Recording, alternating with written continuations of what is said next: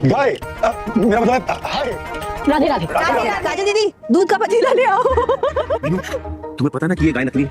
मनु मैं तो बस चेक कर रहा था। मैंने अरमान को माफ कर दिया। अमीरा को लगता है कि मायरा को उसके मम्मा और पापा दोनों के प्यार एक नहीं हो सकते और इस बारे में जल्दी सोच अरमान, कल अंशु की हो जाएगी।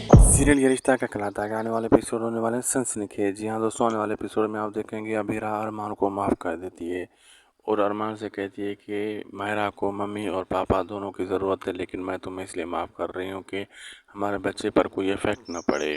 तो आगे से विद्या कहती है अरमान को, अगर उसने तुम्हें माफ़ कर दिया है तो जल्दी कर, तुम उससे अपनी जो है ना सुलह कर लिए तुमने तो उसे वापस बुला लो।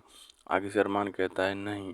तो आगे से विद्या कहती है जो तेरी अबीरा है कल वो किसी और की हो जाएगी, अंशुमान की, ये सोच लो तुम, इससे बेहतर है तुम मुझसे वापस ला लो। फिर देखना अब मज़ेदार होगा कि अबीरा कौन सा कदम उठाने वाली है और क्या नहीं होने वाला।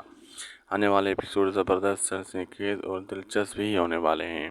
अगर आपको हमारी वीडियो प्रोडक्शन अच्छी लगी तो लाइक करें, सब्सक्राइब करें, शेयर करें। मिलते हैं आपसे अगली एक अच्छी ज़बरदस्त धमाकेदार वीडियोज़ में।